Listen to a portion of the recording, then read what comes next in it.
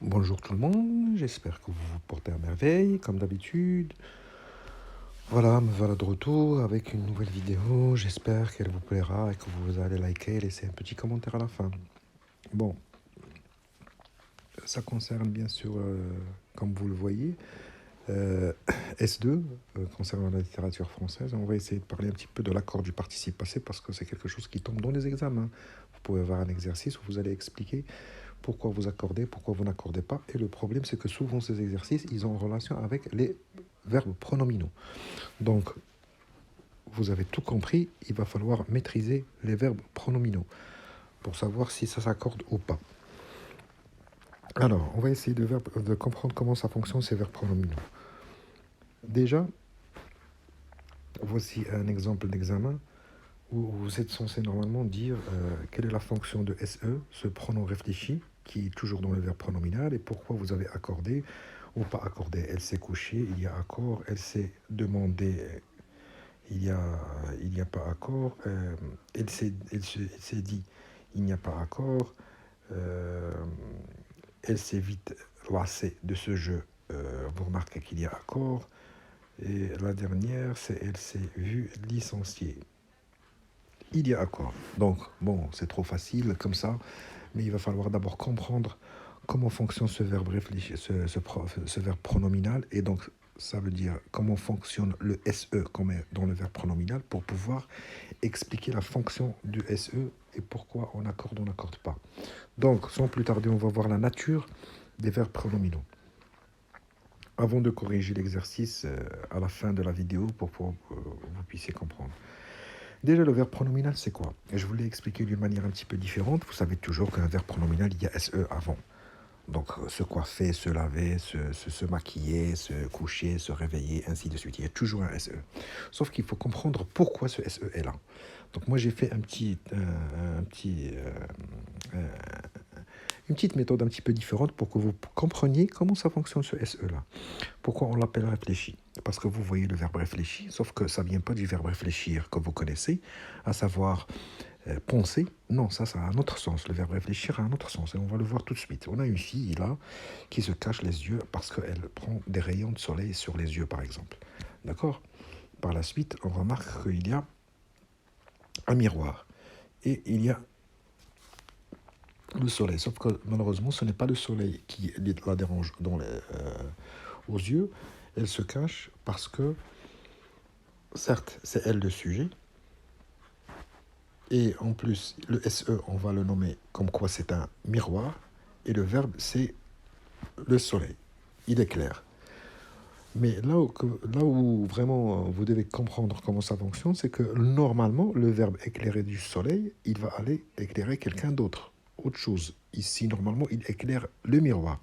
Sauf que c'est le miroir qui réfléchit les rayons du soleil sur les yeux de la fille. Donc, ce qui veut dire quoi? Que le soleil n'éclaire pas directement les yeux de la fille ou de la femme, mais les rayons du soleil tapent sur le miroir et le miroir, il réfléchit les rayons du soleil sur les yeux. Donc, c'est pour ça qu'on appelle SE un pronom réfléchi. Pourquoi? Parce que dans la phrase, c'est vrai que le sujet va faire le verbe, mais le SE, vous allez le mettre pour que le verbe soit réfléchi sur le sujet et non pas s'appliquer sur quelqu'un d'autre. Un exemple, au lieu que vous dites elle réveille quelqu'un, vous voulez dire que elle réveille elle-même. Donc vous voulez que elle fasse le verbe réveiller, mais qu'en même temps le verbe réveiller ne s'applique pas sur quelqu'un, vous voulez qu'il s'applique sur vous-même ou bien sur elle-même. Donc vous allez mettre un SE. Le SE là, il est là pour réfléchir le verbe réveiller sur elle. Donc si on enlève, ça fait comme si elle réveille qui? Elle réveille elle-même. Donc le SE, il a une fonction de COD, parce que c'est lui qui subit le verbe. Elle réveille elle, ou bien elle réveille elle-même. Donc c'est pour ça qu'on dit le SE, il est pronom réfléchi, parce qu'il réfléchit le verbe réveiller sur le sujet elle. Pareil, ici, elle se prépare un gâteau. Donc, elle prépare quoi? Un gâteau. Mais à qui? À qui elle prépare ce gâteau? Puisque c'est à elle, on va mettre SE pour savoir que elle prépare un gâteau à elle. Donc, ça veut dire que le SE, on le met pour réfléchir le verbe préparer sur la fille, sur elle-même. Elle prépare un gâteau à elle-même. Donc, des fois, vous remarquez, il est qui, mais attention, des fois, le SE, il est aussi à qui. Donc, il peut avoir différentes fonctions puisque c'est un pronom. Pronom, donc, pronom, ça veut dire il remplace un nom et donc il peut avoir plusieurs fonctions. Clair, si vous comprenez ça, c'est capital. Le SE, on le place pour réfléchir le verbe sur le sujet. Je me coiffe, ça veut dire je coiffe moi-même. Je me parle, ça veut dire je parle à moi-même. Je me couche, ça veut dire le ME, le pronom réfléchi, il dit que moi, je couche moi-même. Parce que normalement, je peux dire je couche mon fils, je couche mon petit frère. Non, non, non, je couche moi, moi. Donc, puisque tu veux coucher toi, donc tu mets le SE et tu dis je me couche, tu te couches, il se couche. Ce sont des pronoms réfléchis qui viennent faire quoi? Réfléchir le verbe coucher sur vous-même ou bien sur le sujet. Ok. Donc, il y a plusieurs types de verbes pronominaux. Il y a d'abord les verbes essentiellement pronominaux. Ça, c'est très facile. Mais bon, c'est vrai qu'il va falloir les connaître. Ça veut dire quoi essentiellement pronominaux?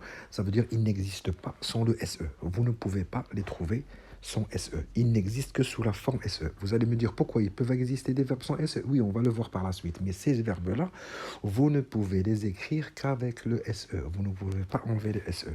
Par exemple, il y a le verbe s'absenter, il y a s'abstenir, s'évanouir, s'enfuir. Ce sont des verbes essentiellement pronominaux, donc ils ont toujours un SE qui va réfléchir le verbe sur le sujet. Et donc, en d'autres termes, ça veut dire que absenter n'existe pas, abstenir n'existe pas, évanouir n'existe pas et enfuir n'existe pas. Clair? Donc, s'il vous plaît, restez sur ça, c'est quand ils sont essentiellement pronominaux, ça veut dire qu'ils ne peuvent pas exister sans SE. Il y a aussi un autre type qui sont toujours pronominaux, mais on l'appelle autonome. Pourquoi? Parce que même s'il existe sans le verbe, sans le pronom réfléchi SE, malheureusement, ils ont un autre sens. Ils ont un autre sens. Si vous enlevez le SE et vous utilisez le verbe tout seul, vous avez le droit, sauf que vous allez changer de signification du verbe. Le meilleur exemple, c'est s'apercevoir.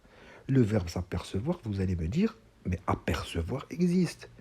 J'ai aperçu un chat passer. J'ai aperçu mon père conduire une voiture. J'ai aperçu quelque chose passer très vite là-bas. Donc, ça veut dire tu as vu rapidement quelque chose passer. D'accord, il n'y a pas de problème. Mais quand tu mets le SE, vous sortez de la signification de apercevoir pour aller dans une autre signification. S'apercevoir, ça ne veut pas dire que j'ai vu quelque chose passer rapidement. Non. S'apercevoir, ça veut dire se rendre compte, réaliser à la dernière minute, à un instant. Soudainement, tu réalises que j'arrive chez moi et je m'aperçois que je n'ai pas les clés. C'est pas que j'ai vu rapidement les clés passer. Je m'aperçois que je n'ai pas les clés sur moi. Donc, ça veut dire je me suis rendu compte. Aïe, j'ai réalisé, oh là là, j'ai pas les clés de la voiture sur moi, ou bien ah là là, j'ai pas mon portable, je l'ai oublié chez moi. Donc je m'aperçois que j'ai oublié mon portable chez moi. Donc s'apercevoir, ça veut dire vous avez réalisé que vous n'avez pas votre portable sur vous. Ce n'est pas la signification du verbe apercevoir.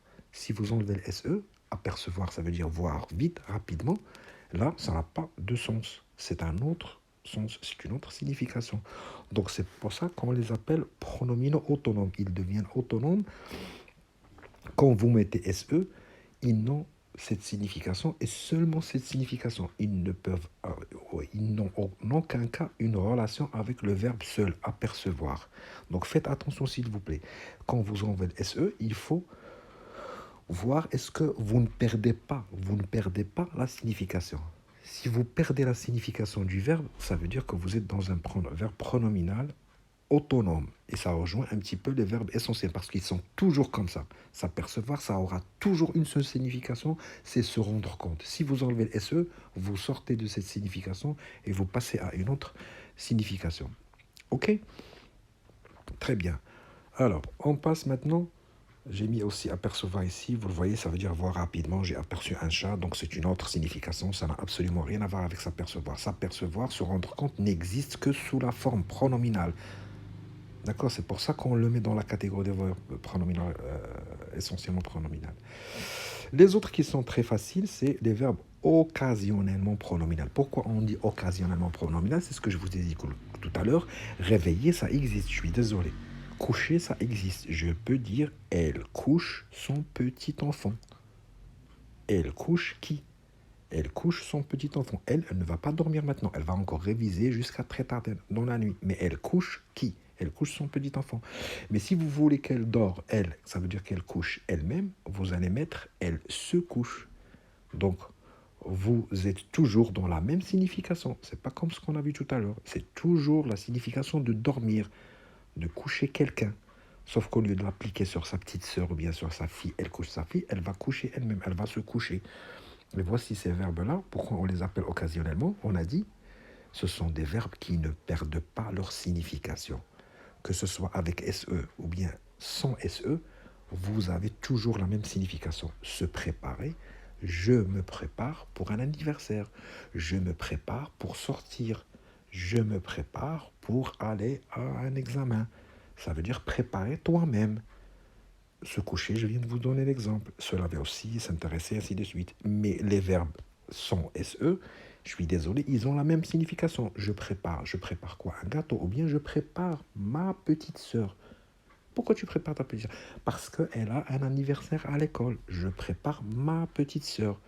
Parce qu'elle part à l'école. Mais ça a la même signification quand vous dites je me prépare pour sortir.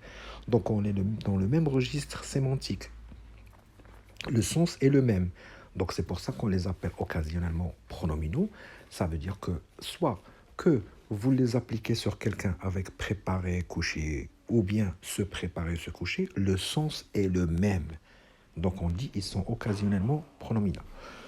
La deuxième catégorie, c'est les verbes réciproques. Ces verbes réciproques, en général, ce sont des verbes réciproques. Ça veut dire quand quelqu'un te dit « je t'apprécie beaucoup »,« je t'aime beaucoup », tu peux lui répondre « c'est réciproque ». C'est réciproque. Au lieu de lui dire « moi aussi je t'apprécie »,« moi aussi je t'aime bien ».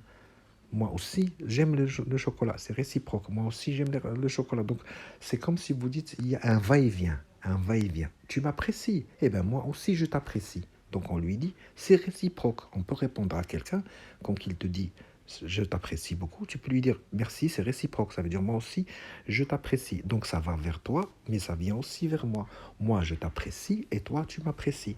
Donc, ce sont des verbes souvent que vous allez utiliser avec ON, ON, ou bien nous, ou bien elle. C'est rare où tu vas l'entendre avec je. Par exemple, je ne sais pas, se comprendre. Se comprendre, ça veut dire moi, je te comprends et toi, tu me comprends. Ça va vers toi et ça vient vers moi. Donc moi, j'applique le verbe comprendre sur toi et toi, tu appliques le verbe comprendre sur moi. Ça veut dire on s'entend très très bien. Ça marche entre nous. Pourquoi tu l'aimes beaucoup? Parce qu'on se comprend. Il me comprend et je le comprends. Donc ce sont des verbes qui ne peuvent exister que ça, dans le va-et-vient, dans le va-et-vient. C'est rare où tu dis je me comprends. Comment ça tu as toi, tu comprends toi? Bon, c'est vrai qu'on peut l'utiliser, c'est rare, la signification, elle est un petit peu tirée par les cheveux. Mais souvent, pour faire vraiment du bon français, il faut l'utiliser avec une autre personne. Pourquoi tu aimes bien cette fille? Parce qu'on se comprend, parce que nous nous comprenons. Elle me comprend et je la comprends. On se téléphone souvent, je lui téléphone et elle me téléphone. Je lui téléphone, je téléphone à elle ou bien à lui et il téléphone à moi. Donc on se téléphone souvent 3, 4 fois par semaine. Et il y a aussi se parler, la même chose. On se parle souvent au téléphone. Donc, je parle à lui et lui, il parle à moi. Donc, ce sont des verbes que vous allez retrouver dans un va-et-vient. Ce va-et-vient, ça veut dire que vous l'appliquez sur lui, il l'applique sur vous. Donc, on les appelle un verbe pronominal réciproque. C'est ça la signification. Donc, retenez ça aussi pour ces verbes. On est toujours dans la même signification. On est toujours dans la même signification, comme les verbes conditionnels. Ici, on ne change pas de sens. La sémantique est la même. Le sens est le même. Que vous l'appliquez sans le pronom réfléchi, à savoir comprendre quelqu'un, oui, oui, je te comprends. Je comprends mon père. Pourquoi il a pris cette décision? Ou bien tu dis on se comprend, c'est la même signification. On est dans le même, le même sens. Ok? Allez. On passe. Qu'est-ce qui nous reste maintenant? Des verbes qui sont, on a vu occasionnel, on a vu réciproque, et maintenant on passe à les pronominales passifs. Bon, vous savez ce que ça veut dire actif, ça veut dire que quelqu'un qui bouge. Mon fils est très actif, ça veut dire qu'il bouge beaucoup. J'ai ma sœur qui est très active, ça veut dire qu'elle fait beaucoup de choses et ainsi de suite, d'accord? Non, non, ma sœur, elle est passive, ça veut dire qu'elle passe ses journées devant la télé à ne rien faire et ainsi de suite. C'est important de comprendre le sens des mots. Quand vous dites que c'est un pronominal passif, ce que vous entendez par là, c'est que ça veut dire que ce sujet-là, il n'est pas actif, il ne fait pas le verbe. C'est juste une façon de le rendre pronominal. C'est pas lui qui fait le verbe parce que vous avez vu tout à l'heure, on se comprend, moi, je comprends quelqu'un et quelqu'un me comprend. Je me prépare pour sortir, c'est moi qui prépare moi. Je suis actif, je bouge. Elle, elle, elle se coiffe, ça veut dire elle est active, elle bouge, le sujet bouge. Il coiffe lui-même, elle coiffe elle-même. Mais ici, le sujet, vous ne pouvez pas dire qu'il fait le verbe. Quand vous dites par exemple, je ne sais pas, euh, le français se lit de gauche à droite. Le français se lit. Ah, je suis désolé, le français ne va pas lire le français. Donc le français, oui, c'est sujet, mais il ne fait pas le verbe. Je suis désolé, vous ne pouvez pas dire. La télévision s'allume par le haut. La télévision s'allume par le haut, par derrière. Ça veut dire qu'il y a un bouton derrière pour allumer la télévision. La télévision s'allume par derrière. Ben, je suis désolé, là encore, vous ne pouvez pas dire que le sujet fait le verbe. La télévision n'allume pas la télévision. Donc oui, c'est un sujet, mais il n'est pas actif. Donc c'est juste pour vous expliquer ici, c'est pour ça qu'on l'appelle pronominal, ça veut dire que le sujet ne fait pas le verbe et donc on dit que le sujet il est passif, il est juste là pour faire figure. D'accord? Un exemple, c'est s'écrire. Le français s'écrit de gauche à droite. Donc ça veut dire que le français n'écrit pas. Le français n'écrit pas, c'est pas lui qui fait vraiment le sujet, c'est le verbe plutôt. Donc le sujet, il est passif et on appelle ça un pronominal passif. Se vendre.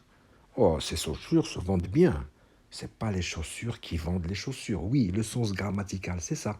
Les chaussures vendent les chaussures, mais dans un sens réel, les chaussures n'ont pas une action active.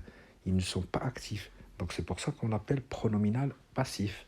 Se manger. La tomate se mange crue et cuit. Bon, la tomate, je suis désolé, elle ne mange pas la tomate, mais c'est une façon de parler.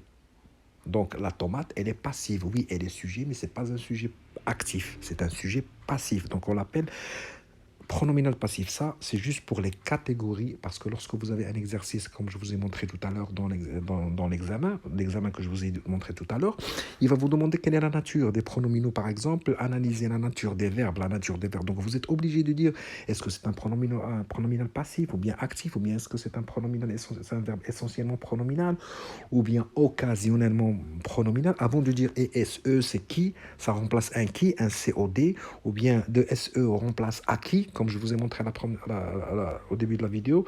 Et donc, vous allez dire que c'est un COI et non pas COD. Et donc, après, par la suite, vous allez dire, voilà pourquoi on accorde, parce que c'est un COD, voilà pourquoi on n'accorde pas, parce que c'est un COI, et ainsi de suite. Mais toute cette analyse, vous devez la faire. Voilà. Donc, pour ne plus tarder, je vais voir avec vous un petit peu les verbes tournadors. Elle s'est couchée. Donc, elle s'est couchée, ça veut dire elle couche elle-même. Mais est-ce que le verbe coucher existe? Oui, il existe. Est-ce qu'il a le même sens? Oui, il a le même sens. Elle couche sa petite sœur ou bien elle se couche, on a le même sens. Donc, c'est un verbe pronominal occasionnel. D'accord? Notre verbe. Elles se sont demandées, s'il était vraiment honnête. Elles se sont demandées. Elles ont demandé. À qui? À elles-mêmes. D'accord.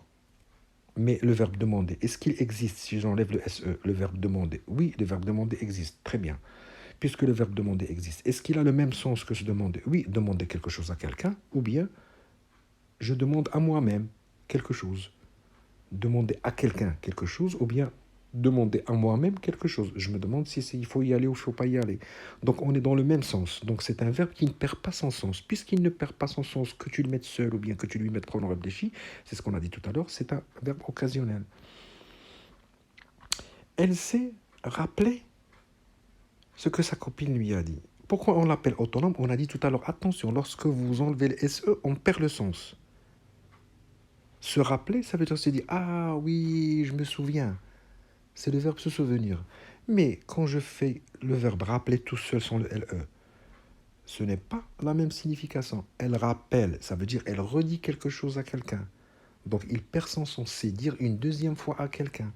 Ce n'est pas se souvenir. Rappelle-moi s'il te plaît que je dois signer ce papier. Demain s'il te plaît, rappelle-moi. Ça c'est le verbe rappeler. Ça veut dire dis-moi encore une deuxième fois pour que j'oublie pas. Dis-moi une troisième fois pour que je n'oublie pas. Mais se rappeler, c'est se souvenir. Se souvenir de quelque chose. Donc il perd son sens pronominal par rapport le verbe se rappeler par rapport au... Donc on va dire qu'il est autonome. Le troisième verbe, il est toujours, on a vu, elles se sont vite lassées. Lassées, fatiguées. Lassées, c'est fatigué. Lassé, c'est le verbe, c'est exactement comme fatigué. Je fatigue mon prof avec des questions, je me fatigue en lui parlant. Je me fatigue en lui parlant. On est toujours dans le même sens. Que tu fatigues ton prof ou bien que tu te fatigues en parlant à ton frère, on est toujours dans la même signification du verbe fatiguer, fatiguer, fatiguer, fatiguer. Donc on est dans le pronominal occasionnel. Et elle s'est enfuie. Je vous l'ai dit d'ailleurs, ça en début de la vidéo. Je suis désolé. C'est elle fuit elle-même, ça veut dire elle se sauve, très bien. Mais est-ce que je peux retirer, j'enlève le SE, que veut dire le verbe enfuir? Mais il n'existe pas le verbe enfuir.